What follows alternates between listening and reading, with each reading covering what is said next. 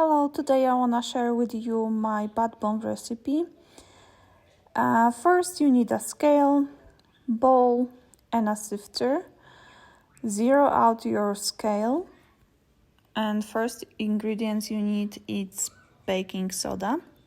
600 grams of baking soda. We are going to measure our dry ingredients and wet ingredients with the grams, so it's easier. As you can see, my baking soda is very chunky. That's why a sifter is essential. So once my chunky ingredients are sifted through, they're easier to mix with wet ingredient.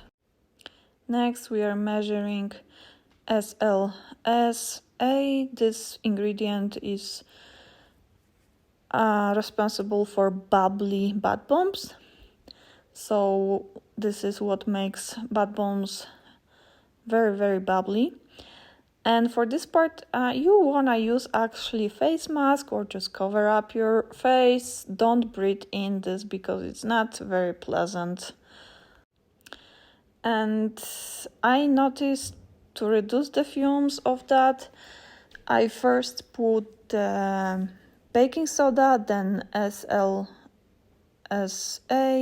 and then I kind of cover it up with the citric acid, as you can see right now, to reduce the fumes as I sift through the sifter those three ingredients. And don't forget to zero out your scale every time you pour new ingredients, so it's easier for you and you don't have to add up all the grams.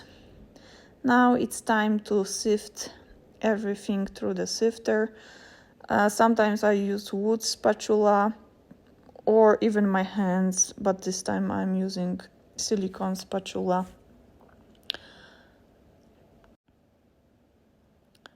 Once your all three ingredients are sifted through, you'll have this fine powder. And now you can add your Epsom salt.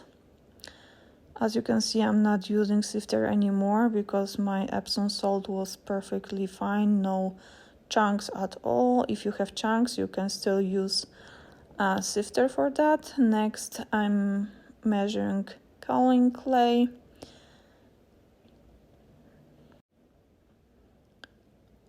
Once you have your all ingredients, your all dry ingredients in the bowl measured out, you have to mix it all together. For this part, sometimes I use whisk, sometimes I use spatula, and this time I decided to use my hands. Some people use even mixer. So whatever works for you, it's fine.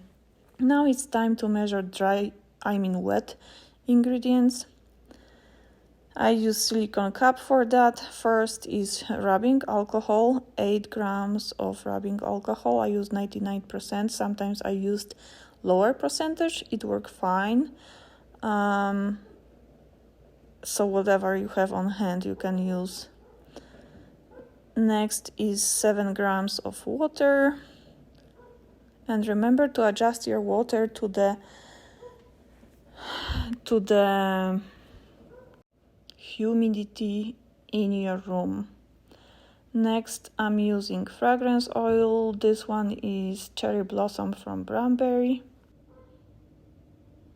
Now it's time to measure out polysorbate 80, 5 grams of it. Be very precise with your measuring of the ingredients. It's very important.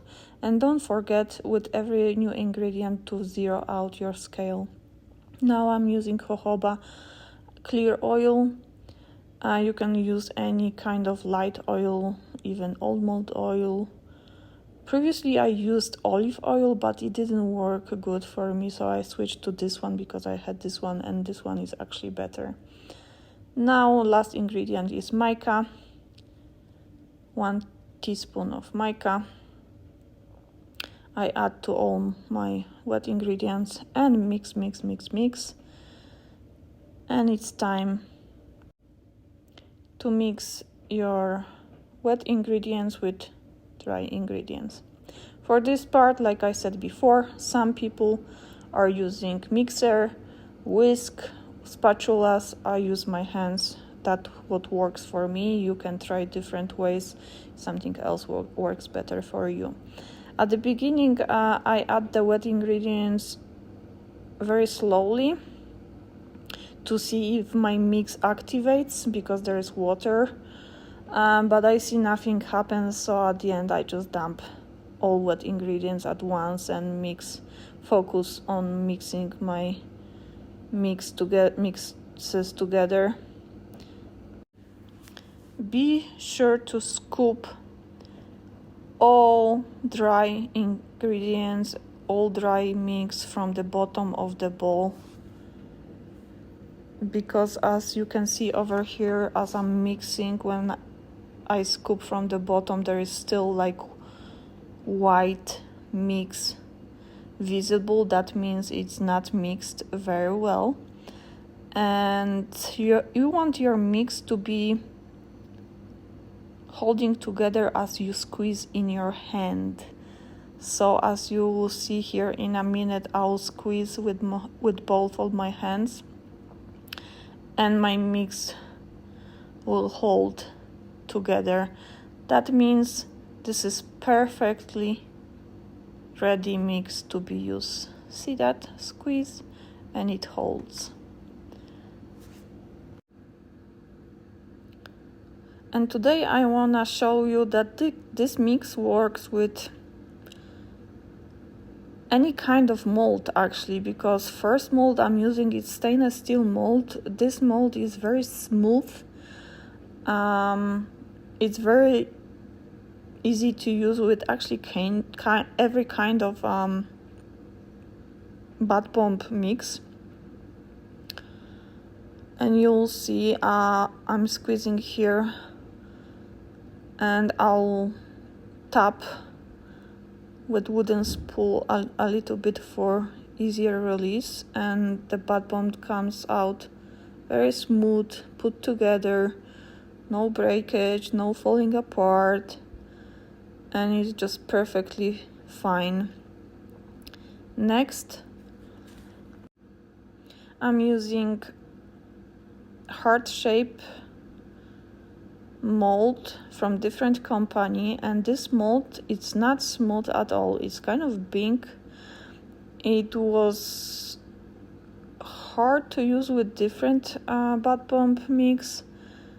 Not always very easy, but you'll see here in a minute. I'm squeezing it and you'll see how easily the bath bombs will come off and how perfectly it will look. So I'll tap on the bottom and on the top, release the mold,